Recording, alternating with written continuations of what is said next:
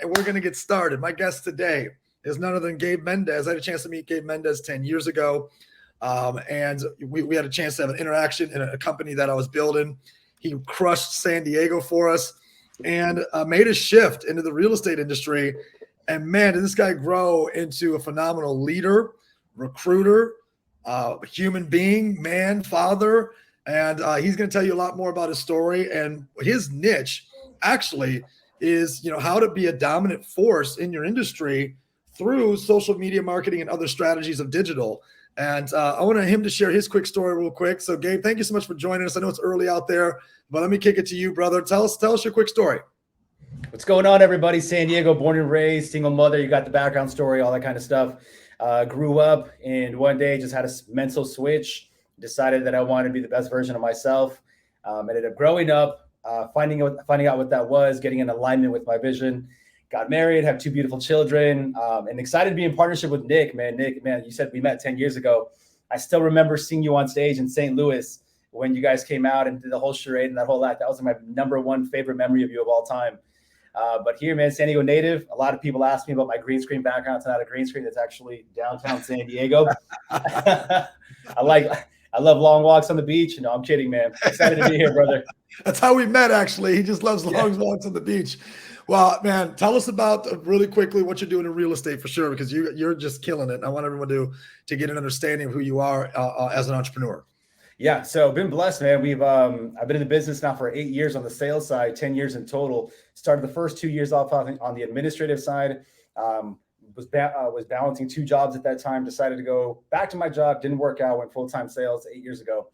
Since then, we've been blessed. We've grown for 8 consecutive years, year over year. Our breakout year was 2020 in COVID. Everyone thought the market was going to crash. I ended up doing about 56 sides, which is really good in San Diego. 2021, I ended up doing over 100 sides, so 100% growth from 2020 to 21. That was my first year of actually doing a million GCI in real estate sales. So none of my other investments, none of my other things, just real estate sales, a million GCI. 2022, we did over 100 sides, over a million GCI. So it was last couple of years, man, have been really, really good for us. I built a sales team now. We're in 4 different counties and throughout Southern California, and launched a coaching program, and we're just crushing it right now in real estate, man. We're one of the biggest names in San Diego, which is one of the most popular metro cities in the entire country. Great story, great share. And guys, for those of you that I haven't connected with, quick backstory: from Michigan originally, got introduced to the direct sales networking industry when I was 18, fell in love with it, made $1 million by 25. Company I was a part of went out of business, bought the assets, created a company called Visalis. We lasted 15 years. We're the creators of the Body by Body 90-day challenge. Over 3 million customers, 19 countries. We created 70 millionaires. We created challenge-based marketing. We're the owners of challenge.com, all that good stuff. So it was a great journey. 3 years ago, was able to merge the company and the assets into a bigger, more successful company. And that's where it lives now. And most recently, I launched a company called the Catalyst Group. It's a destination for top sales professionals. We pick industries that are high multiple. We do deals with mid-cap companies who blow out sales. And that's what kind of led me back into this relationship with Gabe and us reconnecting, because his, lens on, or not lens, but his leadership in real estate, and my new lens on solar. We've been doing some different things together, which has been fun. So let's ask some questions. We got episode 14, 3 questions back and forth. I don't know what you're asking me. You don't know what I'm asking you. So I'm actually going to go back to one of the things you said earlier, which is it allowed me to segue into the question. You had mentioned that you made some serious decisions, and we've never gone deep into your story. But, I've seen you post some pictures. I know you were on a path. I know, you made a serious 180 to go a different direction. Where were you headed with your life as a young man? And what did that look like? And what could have that turned into? And what was the deciding moment or thing, or was it something that triggered you to go, hell with this, I'm going another direction? Over to you. 2008 was the year that seed got planted. Like, what the hell is going on with my life? I was 18 at that time. Little context: in high school, traditional guy, played sports, was going to go to community college, continue playing sports. popular kid, did all the parties. I hosted a lot of parties down south in Mexico. So like Ensenada, TJ, I was like one of those party promoter guys. So I was Baby like, Rock, Baby Rock. I know about Baby Rock. Bro, what? Oh, that's right. You were in San Diego, lived in man. San I forgot about Diego. that. I used to go across the border all the time at age 21. Baby Rock, Dude. man. So, bro, I would be down there hosting like big parties and events. And so I was that guy throughout high school. So then when we graduated high school, all my friends ended up going to like state, Ivy League, and the 4-year colleges and crushing it in what they were doing. So about 21 years of age, I looked around, I'm like, dude, what am I doing, bro? Still promoting parties, still doing this stuff. Yeah. So I tried to find meaning in my life. And that was like the first time I'm like, dude, like this isn't going anywhere. Nothing's going to happen. And around 24, that was just like where the crossroads met, bro. That's when I decided I'm tired of like trying to find my way. I'm in depression. I'm not doing anything with my life. I have a job. I need to do something else that's meaningful. And I went through a deep, deep depression at that time, bro. And I had to really pull myself out of it. That's when I found, no joke, dude, the Visalis Challenge. That was 2012. At that time when I found it, that's when the first book that one of my mentors in Visalis told me to read was Outwitting the Devil. I told him what I was going through. Oh, and he was like, dude, he's like, dude, read Outwitting the Devil so that you can pull yourself out of what's going on. And I listened. He told me one thing. He said, look, believe everything I'm telling you is Bible truth. Just follow every step. If I tell you to jump, ask me how high. If I tell you to run, ask me how long. And as long as you do that, I promise you, I'll get you to where you want to go. So I said, fine, I've tried everything else. Let's do it. I read Outwitting the Devil, and that was like the difference that made the difference. And bro, that was like the catalyst that launched like the change. Napoleon Hill, by the way, y'all, if you haven't read Outwitting the Devil, they never released the book until like, I don't know, 30 years after his death, maybe 40 years after his death. So Outwitting the Devil. Shout out Vanessa Jacobs. That's random that she's on here. She's the one that brought me to Baby Rock when, because she's Mexican and she took us across the border. She's the translator. Shout out Vanessa. She was our top female leader in our team when we were kids. Okay, but that's so hilarious that she's on right now. Okay, so I think I'm gonna do a follow-up question here, and this doesn't count as question number 2. What can you advise to somebody who is the young you, or maybe not even the young you, the older you, somebody that's at that crossroads? What's that thing like? Go. I don't want to lead the witness too much. Over to you. It's the most obvious answer in the entire world, man. You got to find a mentor. You got to find a coach. You have to find someone. If you're in a situation where you're stuck, you're stagnant, you're feeling depressed, you're feeling down, you have to find someone who's been where you've been before. And if they have what you have gone where you want to go, and you trust their leadership, then just listen to everything they got to tell you 100% and just follow that step. That's the best advice that I can give all of you. Find a mentor, find a coach. And there's a difference, by the way, man, Nick, there's a difference between the two. There's a difference between the two. In fact, Growth Wednesday tomorrow, I'm speaking on the impact ladder. There's a difference between the two. All right, over to you. Your question. All right, Nick. So my question I've always wanted to ask, man, is a big thing. You built a big company. You've had some emotional things impact you in your life. And I think that all of us as humans can relate to that. How did you deal with like some big emotional blows in your life, specifically your separation, when you were running a business, when you're out there traveling the world, you're writing, you're doing all your things.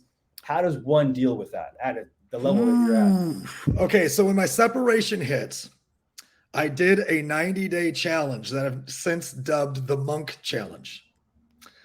And it was, I'll go diet first, because it was physical, mental, emotional, it was everything, right?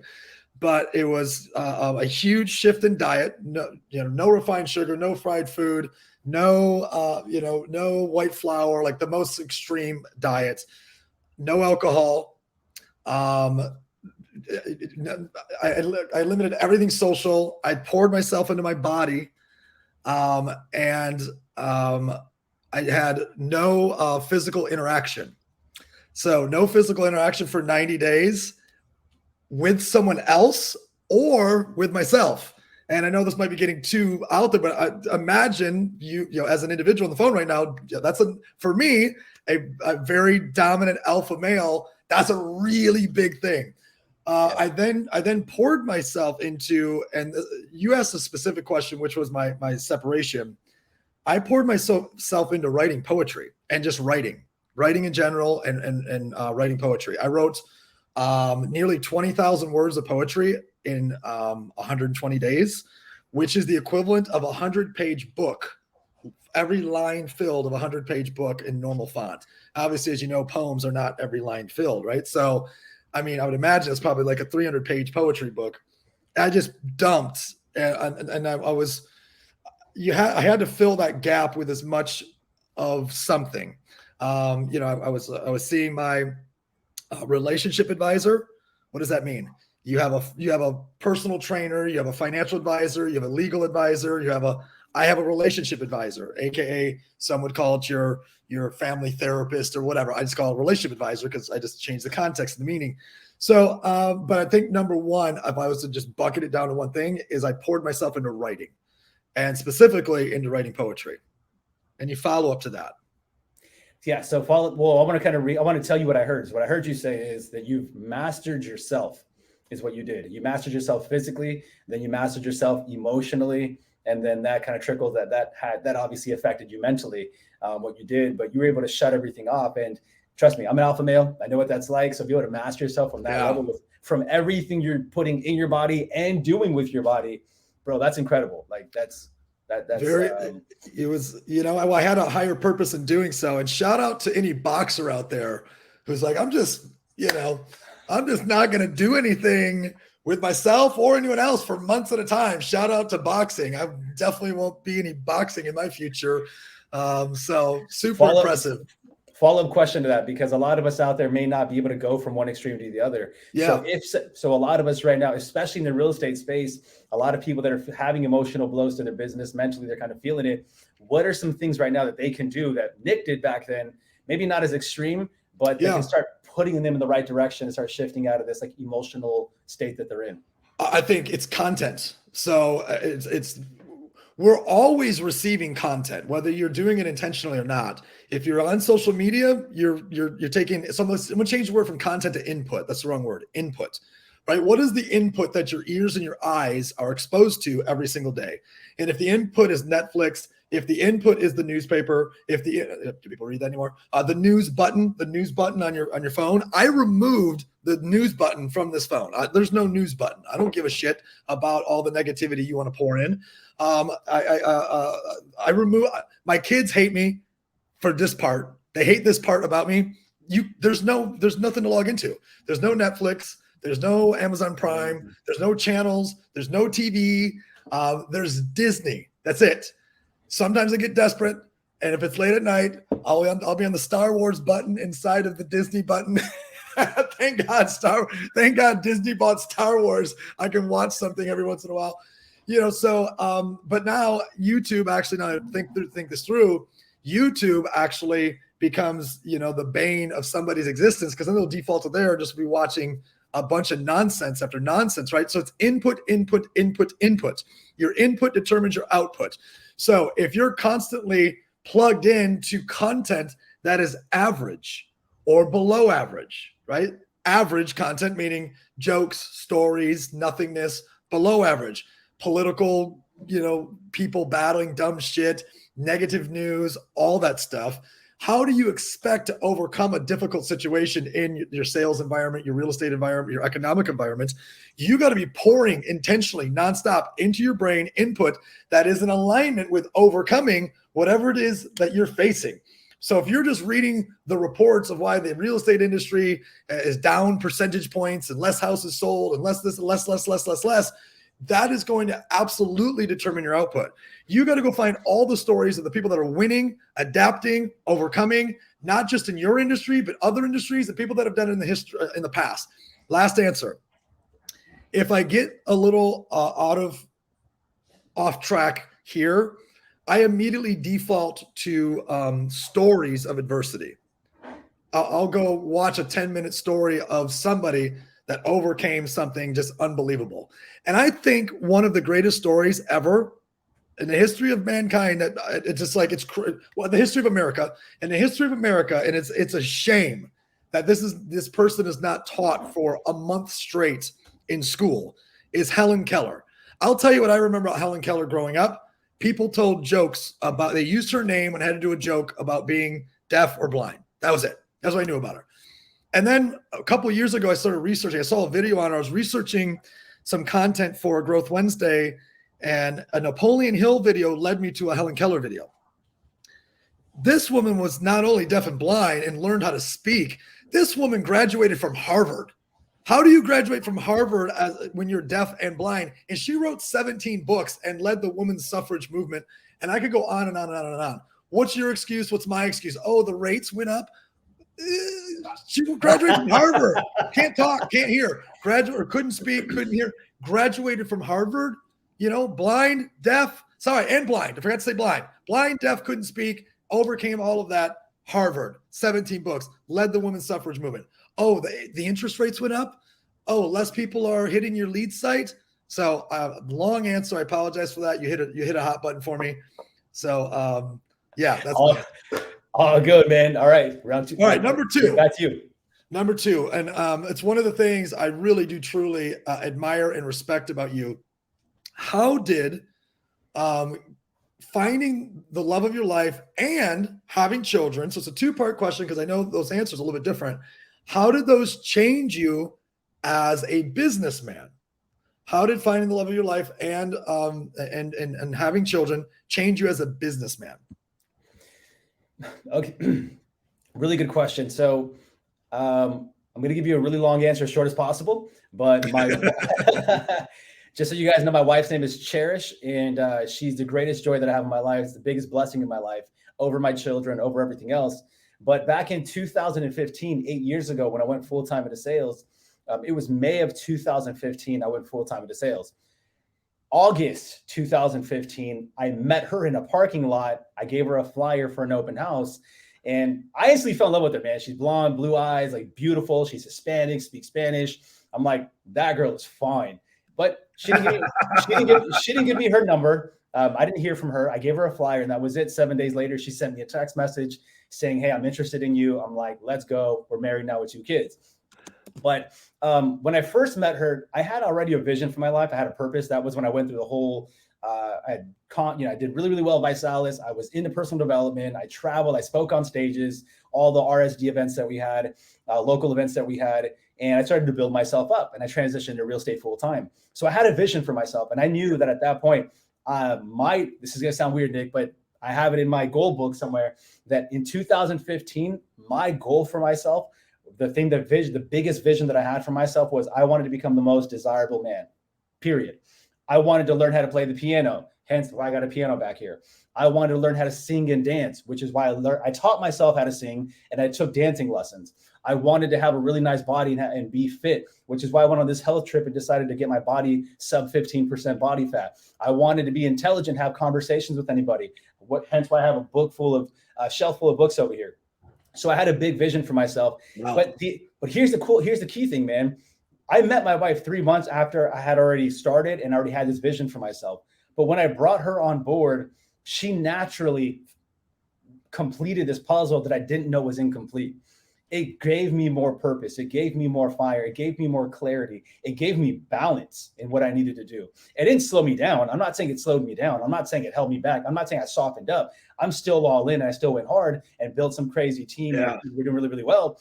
But she completed some puzzle that I didn't even know. And then after we got married and we took some marriage counseling classes together and how to become better wife and husband, I then was able to articulate into words that she is that missing piece. She was that omega to my alpha, that night and day, that second piece, that yin to my yang. And I'm like, damn, because of her, when I look back at everything, I was able to become that biggest vision of myself when I thought over here, and not in a destructive way, in a very healthy way. So she was very instrumental when she did it. She'll tell you now with her own words that her calling in life, which I love my wife to death, she's the best gift that I have. Her calling in life, she was able to articulate to me 1.5 years ago during marriage counseling that, Gabe, I'm at peace letting you know that my calling in life is to support your calling. And I was like, bro,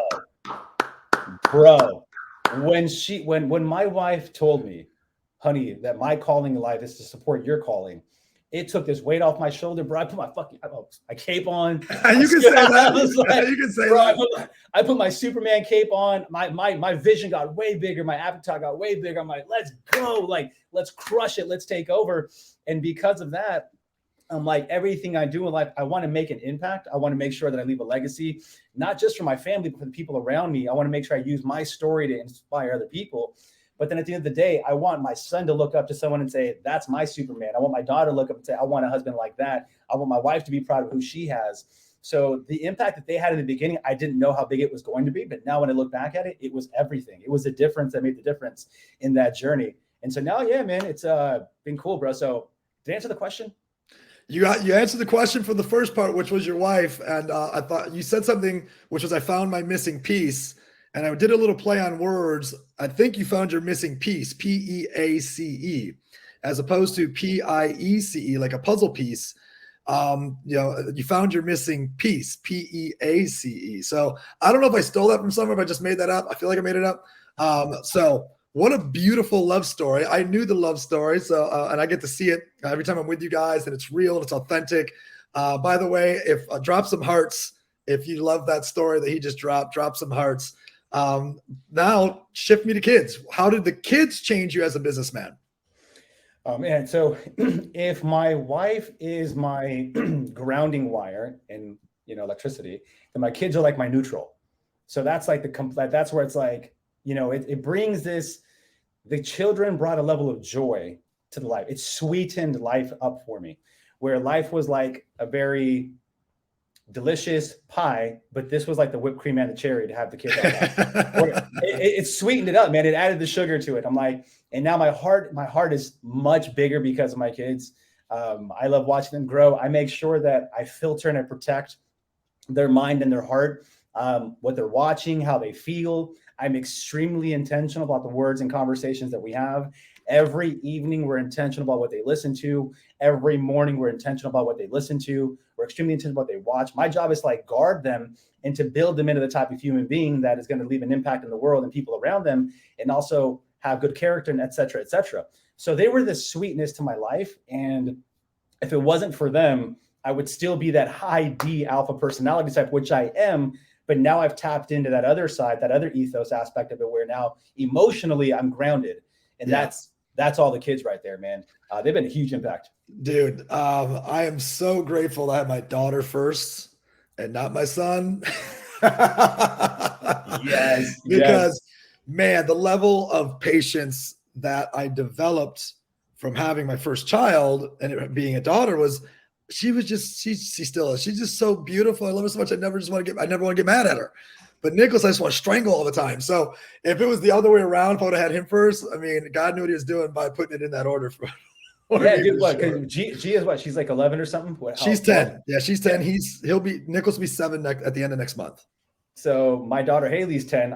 We had her first, and same exact thing. She was like the little girl. I had to baby her. I couldn't play jiu-jitsu or fight with her. My son, Elliot Sky, same thing, bro. I see him, and I just want to slap him upside the head, get him on the floor. But dude, bro, last thing I'll say on kids is this. Yeah, please. Cool thing about having a son is whenever we get upset with each other, because it happens, we just say, let's go fight. And no joke, dude, we'll move all the furniture in the house and we'll start rolling and just start punching, slapping, and just start beating each other's asses, bro. It's the best thing in the entire world, bro. Like, all right, man, let's go fight. Dude, he's like, let's go fight. And we make it happen. I saw that you had him in jiu-jitsu, and it's like, I got to get Nicholas in jiu-jitsu, and probably Gia. Gia is so strong, she'll probably turn into Ronda Rousey. Her legs are just insane. But okay, next question. Hit me number 2. Yes. Okay. So let's talk about one big thing that no one really gets to see on your social platforms is investments. And I think it's important for people out there to start being more aware of like investing into just different aspects, not just like physical stuff, but financial. So, what is one of the investments that's been most lucrative to you, and maybe you wish would have done sooner or more of? One of the most impactful. So talking about the money. About the money. So it's also I'm going to reference this as one of my mistakes as well. So I'm glad you're asking this question. If I could have turned back the clock, one of the mistakes I made is I didn't put enough money into real estate. Mm-hmm. I should have put way more money into real estate, buying land, buying buildings. I just didn't. And it's because I'm a sprinter, which doesn't bode well with real estate. I have a sprinter's mindset. And B is I was surrounded by business partners who were VCs, which is sprint and exit. And startup tech guys, right? So I had the mindset by 25 now of VC world startup tech guys. So where do you think I dumped all the money? not enough into real estate, right? I dumped money into 15, 18 different companies, of which only one or two ever got something out of it. The rest of them all bankrupted, right? Because that's what happens with a lot of different tech companies out there. So I would have put more money into real estate faster. And I recommend that to all of you. It's a slow game, but it is historically the smartest and the safest. And it's if you're somebody that is like me, who's a sprinter, you got to build the discipline of doing that. On the flip side, though, if you can find the right horse to bet on, this is where I go the opposite direction. And by the way, I put a ton of money back into when our company got bought. The company that bought us defaulted, so they owed me personally $34.5 million left of what they hadn't paid me yet, and they never paid. It took us a couple of years to default and get the company back, but I ended up putting $8 million back into the company. So I was putting that money right back in, right? And that was, a function of keeping the doors open and keeping the dream alive for everybody. But if I can find a horse to bet on, that's a human. That's a human that's different than the vehicle. I bet on people less than I bet on the vehicle. And I ask people to do the same thing. So it's really interesting. We're talking about this. I'm in a capital raise right now. Literally right now, I'm raising capital from angel investors. And, regardless of the platform, I just tell people, like, you're either betting on whether or not you think a guy who put, 700,000 people in 19 countries into a business and 3.5 million customers can go find 10,000 real estate agents to sign up to the platform for free and go recruit 70 salespeople to do the sales with those agents. If so, this is a $150 million acquisition in the next 4 years. Bet on me, right? So I say bet on people, but if you want to go the safe route, find Gabe, give him all your money, and tell him to get a bunch of real estate for you. So any follow-ups there? Yeah. So what I'm gathering from the conversation, Nick, is it sounding like you're looking for of course you want the opportunity, but what's more important is the talent that's behind the opportunity. It's like 1,000%. 1,000%. Who is the talent? Who is the talent? And the way that I'm translating that is for us regardless of whatever venture you're in, look at who's the most talented, get them enrolled into the division, and bet on that person or those people or that set of people to launch the company and to build it. Correct. So if you're going to invest in a company as a third party investor, then you want to. I invest in talent more than ideas. Just who's the person? Do I believe in this? Can they execute? Have they executed before? But if you're the biggest mistake I ever made in investing is I didn't put way more money into real estate. I had one development. We did 70 homes. I made millions of dollars on it. I had a great back end residual on it as well from tax credits with the state. So I want to steer people that way. Or when you're diversifying and you want to bet on businesses or tech or whatever, find the horse and bet on the horse. Love it, man. All right, back over to you, Nick. Great question. Okay. I usually end with a similar question, but maybe we'll go 4 deep because, I want to hit your sweet spot.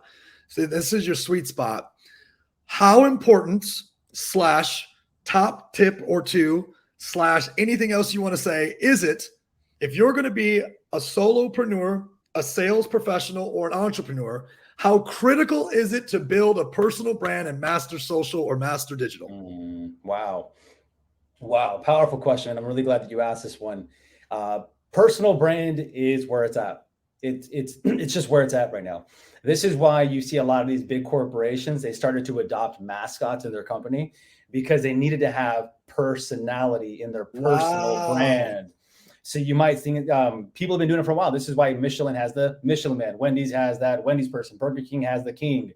You have all these large corporations that started to adopt this model because personal branding requires personality. And for a lot of you out there right now, they're not buying your logo. They're not buying the company. They're buying you and what you represent. And so having a personal brand in this day and age is almost everything for your business at the very beginning. If not almost, it is everything. I'll argue to say, because people are going to buy into your culture, your vision, who you are, the rules that you set, the standards that you set, what you represent. And that personal brand is what people have to say about you. It really is, in other words, better put, your reputation. It's your reputation advertised. That is, I just came up with that. I like that. Stealing it. I've already posted it. No, I'm kidding. Yeah, man. It's your reputation advertised is really what your personal brand is. So putting it out there on social, getting vocal about it, letting people know what you stand for, what you're all about. Those kind of things are really important. And that's the one thing that I push my team to do. I'm like, look, I have the foundation. I'm going to help you guys build your brand on top of mine, have access to the marketing team, have access to this, but let's build you, get your face on camera. And this way people can start to enroll yourselves in what you have to go. So it's everything, man. Great answer. And I appreciate you sharing it because, it's crazy to me how many sales professionals are like, oh, I just sell this thing right here. I don't need to build a personal brand. I'm like, but when I took about from what you just said, I can't believe I missed this. And I've been warned several times, especially in our past, owning a supplement company, a wellness company, fitness company.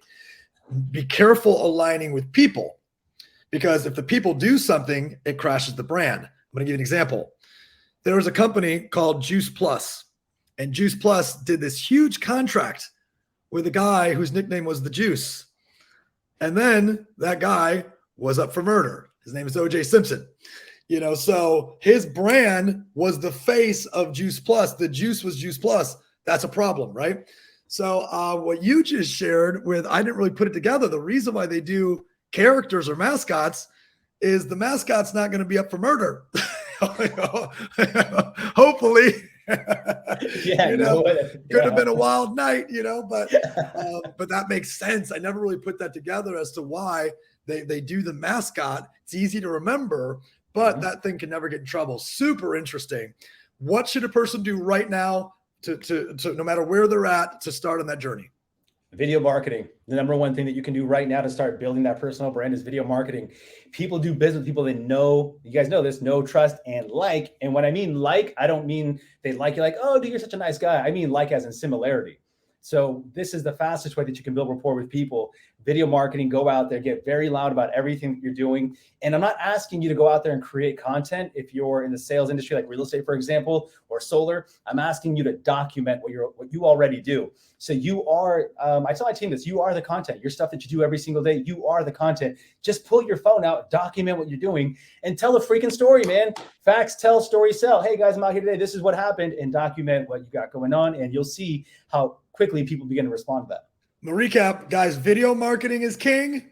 Do something and then tell people what you just did. That you may have simplified video marketing better than anybody ever heard simplify it. Because what I teach is like, oh, we'll create 10 topics. And I'm like, do something and tell people what you just did. That's it. Hey guys, I just walked out of this customer's house and the customer said to me this, I answered this. Maybe it helps. You might be talking to a customer. You might be talking to another sales rep. You may be talking to somebody you're trying to recruit. Who knows? But great suggestion. Do something and then just tell people on camera what you just did. Last question, hit me. Yeah, Nick, on that point right there, really fast, if you guys need an example of doing something and telling people what you did, go to my stories. Just last night, I did something, and then I told people what I did, and because of that, I already have a couple of inquiries from people who are looking to partner up with me on the real estate aspects of the side. So go to my stories, prime example. All right. At Gabe Mendez, correct? I just threw it up on our thing. Just at Gabe Mendez? At Gabe Mendez. That's it. Done. By the way, okay. Man, I had to pay a lot of money to get that handle. I only had to send like $500 in supplements. Nick Sarnicola in Brooklyn didn't care so much about giving me Nick Sarnicola. Oh, dude, I spent $7,500 to get my name. Oh, yeah. I started at 1,000. The guy didn't want to give it to me. I'm like, all right, bro, find a lot for $7,500. I'm walking away. I'll take my underscore. He's like, fine. You should have just been the Gabe Mendez, official Gabe Mendez. All right. Back to you. Yeah. All right, man. Back up you, Nick. Okay. So Nick, last question I wanted to ask. Where's my phone at, man? I forgot the last question. Give me one sec. I wrote it down for you. Guys, while you're out there, tell us the number one thing you learned in the comments. Drop in the comments. Number one thing I learned is blank. Or if you want to add to the conversation, what tip do you have about video marketing? What's important to you about building a personal brand? Hit me. All right, Nick. Last question I wanted to ask you was about, you kind of touched in on it a little bit, but the people that you look to partner up with, what 3 qualities or traits do you look for in a person when you either A, bring them into your company as an agent, as a sales rep, or B, to partner up with you looking like, hey, we're going on this endeavor together. What are those top 3 qualities or traits in a person that you're looking for? And for everyone who's out there, if you're hiring, if you're recruiting, this is the man. I want to hear what Nick has to say. So this has changed over the years. It's changed. So I'm going to go with hiring because everybody who's in my team knows the Catalyst 7 and they know they're in order. And when I'm interviewing someone, when I'm asking about their story, I'm digging deep to try to find these 7 and to see how they value these 7. So number 1 for me is growth mindset. If a person is not attending events, reading books, having mentors, listening to podcasts, then I can't work with you because you might be the most successful person on the team coming into it. But if you already know everything and you don't have a desire to get better and you don't have a desire to grow, that means we can't teach you anything. You're not going to change. You're going to be very rigid in your thought process. So growth mindset is number 1. Number 2 is social impact. And this was nowhere on the top 10 radar years ago. Here's what I found about people that have a growth mindset and engage in social impact. This means they're going to keep getting better and they have huge hearts of contribution. Now, I got to put a little asterisk next to this and share. I'm a sales accelerator, so I already know everybody's great at sales, right? So there's it's like before they even show up, I already know you can sell. Otherwise, you wouldn't be in the conversation. So I think that might change a little bit for other roles, functions, or maybe what you're doing. So maybe I'll tell you the top 4, and then maybe you put social impact down to number 4. Number 3 is hunger. So great, you've been successful already, been successful before. Is that it? How far do you want to go? How much more do you want? How big do you want to go? What's inside of you? What's the ripple effect? What's the driver? And then number 4 is capacity. Capacity is talent and skill, right? So I'm going to give you those 4, and that's my order because the function of my business, I already know they have talent and skill to some degree, or they wouldn't be at the table.